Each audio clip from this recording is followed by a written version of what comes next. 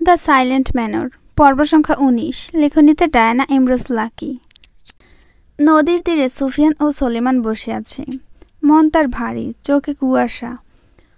জলে চাঁদ ঝাপসা আধো আধো আধারি। মাঝিরা জাল ফেলছে ঢেউয়ের বুকে। নৌকায় লণ্ঠন জ্বলছে। প্রকৃতি একদম নিস্তব্ধ, যেন বুকের ভেতর ধুক ধুক শব্দটা পরিষ্কার শোনা যাচ্ছে। ৩টে নৌকায় ৩জন মাঝি। একজন অন্যজনকে বলছে, ও মাঝি, গান ধরো। নীরব রাইত ভাইঙ্গা দাও। সে মসৃণ কণ্ঠে গান ধরল। হাওয়া বলো কই নিয়ে যাও, আমার প্রাণের তরি ভাসাও। প্রেম যদি হয় নদীর ঢেউ, তবু কেন সে তীরে আসাও। চাঁদনি রাতে মন উদাস, তুমি নাই তবু আকাশ ভাস। জীবনটা ভেসে চলে যায় তোমার স্মৃতির আশপাশে। হাওয়ায় বলো কই নিয়ে যাও, আমার প্রাণের তরি ভাসাও। সুফিয়ান নিষ্প্রাণ চেহারা নিয়ে বসে আছে। তার বুকের ভেতর নদীর মতোই ঢেউ উঠছে। মাঝের গানের সুর যেন তার নিজের কষ্টে ধীরে ধীরে মিলিয়ে যাচ্ছে গভীর জলে। পরপর কয়েকটি সিগারেট ধরিয়েছিল। একটা দুটো টান দিয়ে ফেলে দিয়েছে শেষ সিগারেট। সলেমান ওর পকেট থেকে সিগারেট বের করে দিল। ইশারায় বোঝালো সিগারেট চাই না। পেছন থেকে পায়ের আওয়াজ আসছে। কাঁধের উপর থেকে সুফিয়ান ঘুরে তাকালো। লণ্ঠন হাতে ফর্সাকেও এগিয়ে আসছে। কাছে আসতেই স্পষ্ট হলো আজমত নুরবেগ। সে এসে দাঁড়িয়েছে সুফিয়ানের পেছনে। সুফিয়ান এর রাগ উঠল। ফারদিনার সাথে সারাদিন কথা বলার চেষ্টা করে। অতিথি বলে ফারদিনাও সঙ্গ দেয়। সুফিয়ানের মোটেই ভালো লাগে না। চরম অন্যায় এটা ওর। রাগে শরীর জ্বলে উঠল। সুফিয়ানের পাশে বসল আজমত। দুজনের মাঝখানে সুফিয়ান। ডানে আজমত, বামে সলেমান। আজমত আগ বাড়িয়ে বলল, তুমি নিশ্চয়ই সুফিয়ান? তোমার কথা ফারদিনা অনেক বলেছে। সেদিন তোমাকে বীজ রোপণ করতে দেখেছিলাম। আমি জানি ও সবার কাছেই আমার কথা বলে। সুফিয়ান অকারণেই বিরক্ত হলো, রাগ হলো। এখানে রাগ করার মতো কি বলেছে? আমি তোমাকে চিনি, তোমার কথা ফারদিনা সবসময় বলেছে, সাধারণ ব্যাপার। সুফিয়ান নিজেকে নিয়ন্ত্রণ করার চেষ্টা করল। আজমত বলল, নস্যি টানবে? না, এসব পছন্দ করি না। তুমি কোন দেশ থেকে এসেছো জানি? রাশিয়া, তুর্কিস্তান। আমি কিরগিজ শহরে থাকি। আমার ছোট্টবেলা থেকে ঘোরাঘুরি পছন্দ, তাই এখানেও চলে আসলাম। এখানে না আসলে ফারদিনাকে পেতাম না। কত সহজ সরল সুন্দরী নারী। সুফিয়ান দাঁতে দাঁত চেপে ধরল। বিড়বিড় করে বলল, শালা, ইচ্ছে করছে তোকে নদীতে ডুবিয়ে মারি। কিছু বললে? না, বলছিলাম তুমি সাঁতার কাটতে জানো? হ্যাঁ। তাহলে তোমাকে ডুবাতে হবে না। মানে? সলেমান ঠোঁট চেপে হাসল। আজমত নদীর দিকে দেখল। কিছু নৌকা ও মাঝি দেখা গেল। এরা কি করছে সে বুঝতে পারল না। জিজ্ঞেস করল, ওনারা কি করছে? সুফিয়ান দীর্ঘশ্বাস ফেলে হতাশা ভঙ্গিতে বলল, নদীতে জেলেরা মাছ ধরছে, মানে জাল ফেলছে। ওটা এমন জাল যা দিয়ে তোমাকেও পেঁচিয়ে রাখা যাবে, আর ছুটতেই পারবে না। আজমত হাসল। আনন্দ পেয়েছে তার কথায়। সুফিয়ান রাগ প্রকাশ করেছে। গাধা রাশিয়ান বুঝতে পারছে না। সলেমান সুফিয়ানকে ফিসফিস করে বলল, মনে হয় লোকটা আধ পাগল। পুরোটাই পাগল। আপনার নিশ্চয়ই হিংসে হচ্ছে, আমি বুঝি। নিজের ভালোবাসার মানুষটির নাম অন্য কোনো পুরুষের মুখে শুনতে ভালো লাগে না, সে যদি বাবা অথবা ভাই না হয়। সুফিয়ান ঘাসের উপর শুয়ে পড়ল। তাকে উদ্বিগ্ন দেখে আজমত বলল, তুমি কোনো কারণে চিন্তিত? তুমি জেনে কি করবে? যদি তোমার মনে হয় আমি সাহায্য করতে পারবো তাহলে বলতে পারো। পারবে না? বলেই দেখো। সুফিয়ান নীরব, মাথার নিচে হাত রেখে আকাশের দিকে তাকিয়ে রইল। সলেমান চলে যায়। ওর দায়িত্ব পালনের সময় এসেছে। বাড়ি থেকে খাওয়া দাওয়া করে গ্রামে টহল দেওয়ার জন্য বের হবে। রাত ঠিক 10টার কাছাকাছি। হঠাৎ চাঁদের আলো তলিয়ে গিয়েছে মেঘের আড়ালে। খণ্ডে খণ্ডে মেঘ উড়ে যাচ্ছে। মেঘ উড়ে যাওয়া শেষেই চাঁদের আলো নেমে আসলো। আজমত নস্যি টানছে। সুফিয়ান জিজ্ঞেস করল, আজ তুমি এখানে কেন? ফারদিনার সাথে আড্ডা দিলে না? একা একা ভালো লাগছিল না। তোমাকে দেখেছি এদিকে আসতে, তাই আমিও এসেছি। দুটো প্রশ্ন করেছি, একটার উত্তর পেয়েছি। সুফিয়ানের সোজাসাপটা প্রশ্ন। আজমত নস্যি রেখে বলল, ফারদিনাকে সন্ধ্যার পর থেকে দেখিনি। সুফিয়ান শঙ্কিত হয়ে উঠে বসে। দেখনি মানে? রশিদ চাচা, আদিব, রায়ান তারা কোথায়? তোমার রশিদ চাচা ঘরেই আছে। 4 ভাই কোথায় জানি না। ফারদিনাকেও কোথাও পাইনি বলেই বের হয়েছি। সুফিয়ান কিছুটা চিন্তিত হলো। এরপর লম্বা একটা শ্বাসের সাথে সমস্ত চিন্তাভাবনা দূর করল। বলল, রশিদ চাচা যখন ঠান্ডা মাথায় ঘরে আছে, এর মানে ওরা হয়তো কোনো কাজ করছে। আজমত সুফিয়ানের রেশ টেনে বলল, এটাই হবে। আচ্ছা, তোমার আর ওর সম্পর্কটা কি? বন্ধুত্ব? সুফিয়ান কণ্ঠ খাদে নামিয়ে বলল, আমি এতদিন সেটাই ভেবেছিলাম, কিন্তু আজ বুঝতে পারলাম সম্পর্কটা শুধু বন্ধুত্বের নয়, এর চেয়েও গভীরে চলে গিয়েছে। আজ বিকেলে যখন ও জঙ্গলে বসে চিৎকার করল, তখন বুঝতে পারলাম আমি ওর আর্তনাদ সহ্য করতে পারবো না। আজ সন্ধ্যার পর যখন ওর সাথে দেখা মিলল না, আমি চিন্তিত হলাম। এর মানে আমি ওকে ভালোবাসি। দুনিয়ার প্রতিটি জীবন্ত প্রাণীর মধ্যে ভালোবাসা রয়েছে। তার মধ্যে শ্রেষ্ঠ জীব ভালোবাসাকে সুন্দর রূপ দিয়েছে। আজমত থেমে কিছু বলতে চাইল। সুফিয়ান বাকি কথা কেড়ে নিয়ে বলল, ভালোবাসাকে সবচেয়ে খারাপ এবং নিষ্ঠুরভাবে পূর্ণ করে দেয় সেই মানুষই। এটাই বলতে চেয়েছ তো? আজমত শব্দ ব্যতীত হেসে মাথা আওড়ালো। আমি এসব প্রেম ভালোবাসা বিশ্বাস করি না। ভালোবাসা ধোঁকা আর কষ্ট ছাড়া কিছুই নেই। সুফিয়ান বলল, ভালোবাসা আমাদের পূর্ণ করে, ভালোবাসাই আমাদের শূন্য করে। আমি ফারদিনাকে ভালোবাসি, তবে এখনো মুখ ফুটে বলিনি আমি তোমাকে ভালোবাসি। আজমত প্রফুল্ল হয়ে বলল, এর মানে প্রেম নিবেদন? তুমি ওকে এখনো প্রেম নিবেদন করনি? না। কবে করবে? আমার গোলাপ গাছে পরবর্তীতে যেদিন গোলাপ ফুল ফুটবে সেদিন। সময়টা কবে? অল্প কিছুদিন। যদি গোলাপের পাপড়ি ঝরে যায়? ঝরে যাওয়ার আগেই ওকে বলে দেব আমি। দ্রুত করো। আমি আবার ফিরে যাব রাশিয়া। তুমি জানো, রাশিয়া থেকে তোমাদের এখানে আসতে আমার 1.5 মাস সময় লেগেছে। আমার দীর্ঘ ভ্রমণ ভালোই লাগে। তুমি ফিরে যাওয়ার আগেই আমি ওকে প্রেম নিবেদন করব।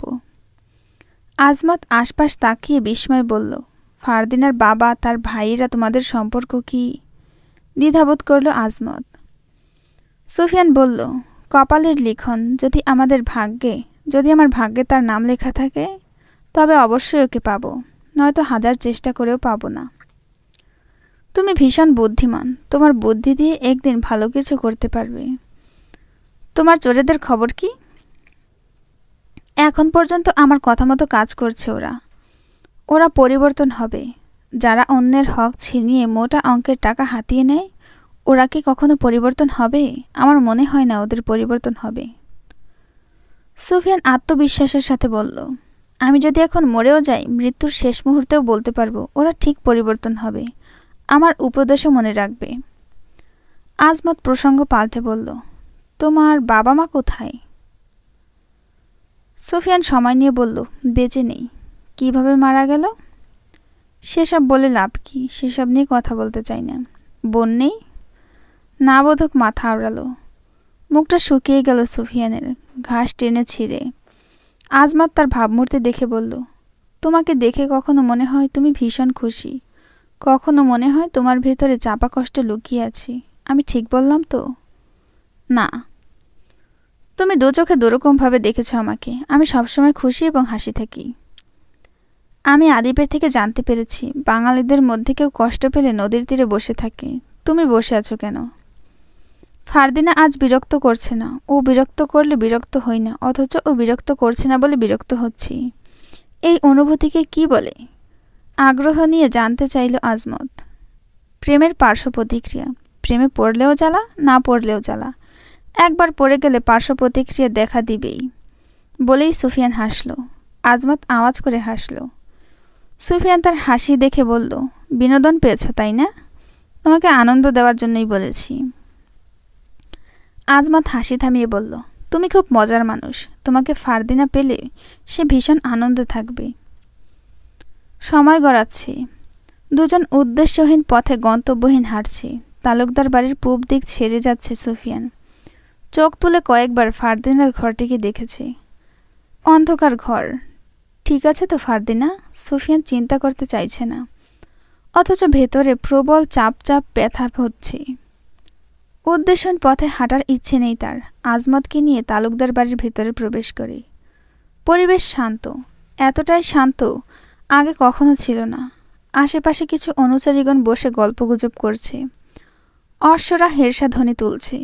পশু প্রাণী যা টের পায় তা মানুষ টের পায় না। মানুষ শুধু পশুর চিৎকার শুনতে পায়।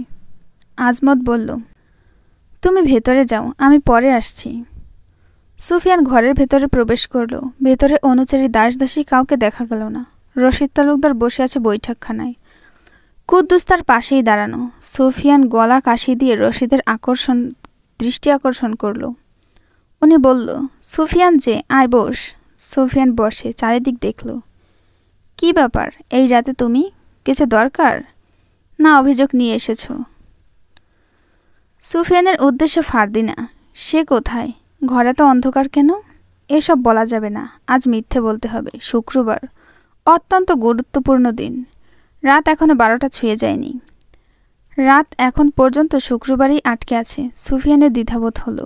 রশিদ তাকে চুপচাপ দেখে বলল, এ কি চুপচাপ করে আছিস কেন? টাকা পয়সা দরকার? জমির দরকার? তুই তো আমাদের গ্রামের পুণ্য নিয়ে এসেছিলি। তুই মানে বরকত, যেই জমিতে হাত দিস ফসল ফলে। বলি হো হো করে হেসে উঠল। সুফিয়ান বলল, হ্যাঁ, জমির বিষয়ে কথা বলতে আসছিলাম। আমি 4 জনকে জমি দিয়ে চাষ করাই, আয় করানোর উপায় তৈরি করছি। ওরা আমার জমিতে চাষ করছে, আমার কাজটা ওরাই করে দিচ্ছে, আমি বেকার ঘুরছি। তাই ভাবছিলাম আপনার থেকে আরও কিছু জমি বরাদ্দ নিয়ে চাষ করি। রশিদ টান চোখে সুফিয়ানকে দেখল। সুফিয়ানের দৃষ্টি অস্থির। রশিদ একরকম প্রশ্রয়ের হাসি দিল। বলল, তোর মতো কর্মঠ ছেলেই দরকার প্রতিটি ঘরে ঘরে। তুই আগামীকাল থেকে আমার পশ্চিমের খালি জমিটাতে চাষ করবি। সুফিয়ান নীরব দর্শকের মতো রশিদের আড়ালে এদিক ওদিকে তাকাচ্ছে। রশিদ কুদ্দুসকে লক্ষ্য করে বলল, অতিথি এসেছে, চা নিয়ে আয়। এটাও কি বলে দিতে হবে হতচ্ছাড়া? কুদ্দুস মাথা নিচু করে চলে গেল। সুফিয়ান আরও কিছুক্ষণ থাকার সুযোগ পেল। যতক্ষণ না চা আসছে, পান করা হচ্ছে, ততক্ষণে ফারদিনার জন্য অপেক্ষা করা যাবে। চা খেলে ঘুম হবে না। আজ ঘুম এমনিতেও আসবে না। চা খেলে দোষের কিছুই হবে না।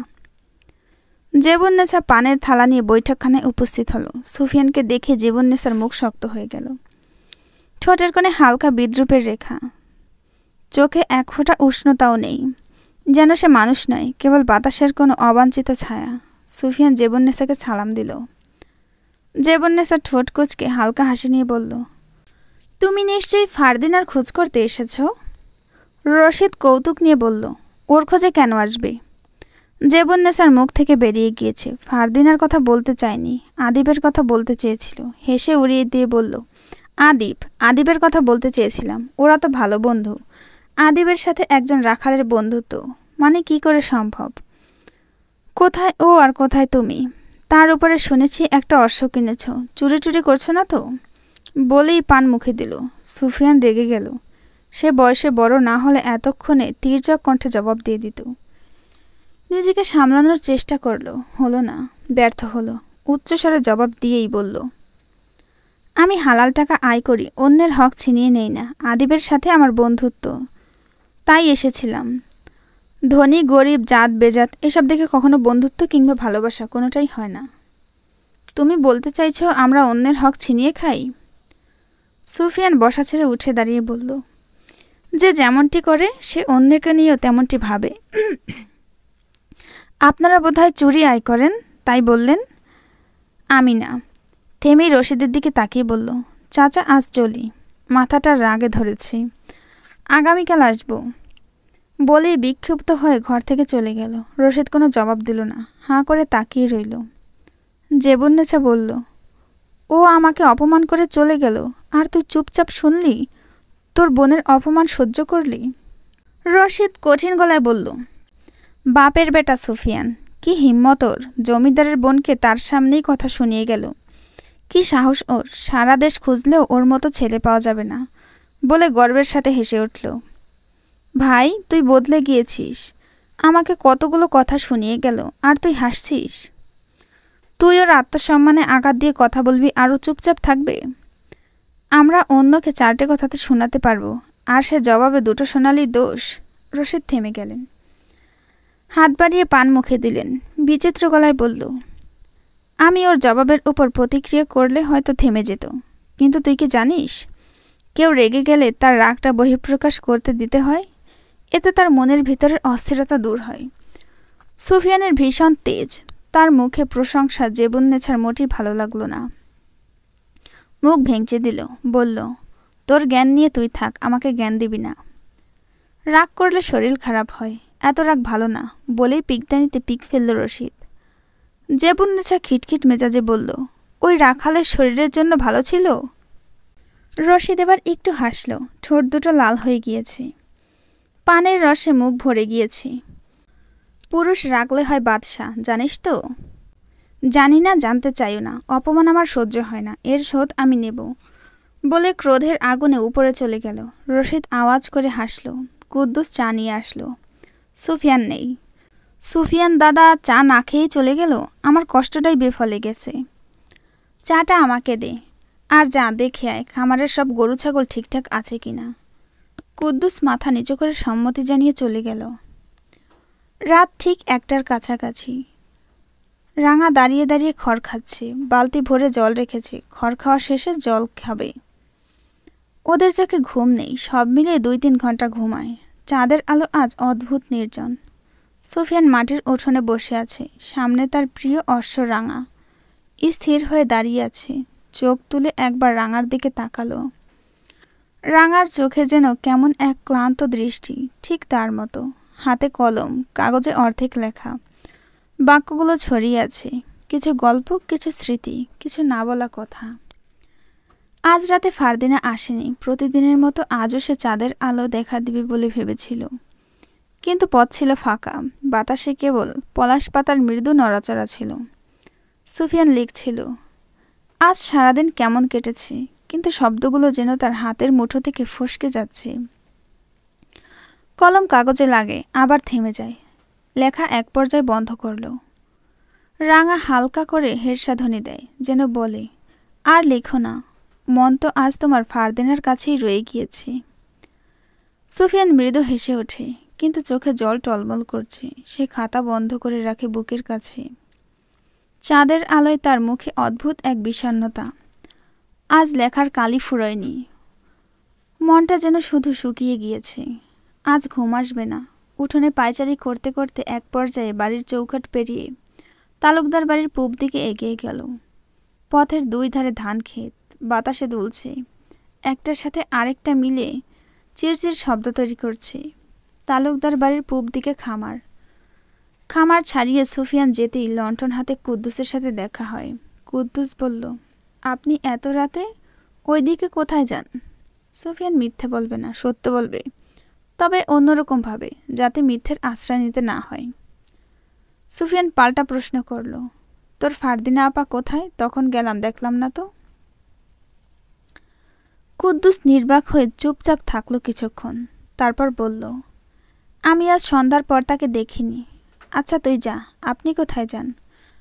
কাজ আছে, বলেই সুফিয়ান হাঁটা শুরু করল। কারো খোঁজ নেওয়াটাও একটা কাজ, গুরুত্বপূর্ণ কাজ। সে মিথ্যে বলেনি, এটাই সত্য। পূব রাস্তার মাঝ বরাবর দাঁড়িয়ে পড়ল সুফিয়ান। উদাস মনে 3-4 হাত জায়গার মধ্যে পায়চারি করছে। একটু পরপর ফারদিনার ঘর দেখছে, ঘর অন্ধকার। সুফিয়ান সিগারেট বের করল, কিন্তু ধরালো না। ফারদিনা বলেছে, আমি সাথে থাকলেও তোমার মন সিগারেটের দিকে থাকে, আমার দিকে থাকে না। আজ সে কাছে নেই, সিগারেটের দিকেও মন নেই। দীর্ঘশ্বাস ছাড়ল সুফিয়ান। রাত বাড়ছে। মাঝরাতে রাস্তার নিস্তব্ধতা পুরো কুয়াশার মতো ঘন। চাঁদের অর্ধেক দাগলা আলো জমিনে ছাপ ফেলেছে। ঠিক তখনই ফারদিনার ঘরে হালকা সোনালি ঝলক দিয়ে যেন নিঃশব্দে ফারদিনার উপস্থিতি ঘোষণা দিল। সুফিয়ান ধীরে ধীরে পূব দিকে এগোতে লাগল। তার পদধ্বনি নীরবতার মাঝে কেবল তার নিজের কানেই বেজে উঠছে। বাতাস শীতল, আর মাঝে মাঝে শুকনো পাতার হোঁচট খেয়ে পড়ছে পথের ধারে। আকাশের তারা যেন তার অপেক্ষার সঙ্গী, আর ঘরের জানালার আলো তাকে এক মৃদু অনুপ্রেরণা দিচ্ছে এগিয়ে যাওয়ার জন্য। কৌশলে দেখবে ফারদিনাকে। বাড়ির পেছনে পৌঁছালো সুফিয়ান। দোতলায় ফারদিনার ঘর। প্রাচীর টপকে উপরে ওঠার চেষ্টা।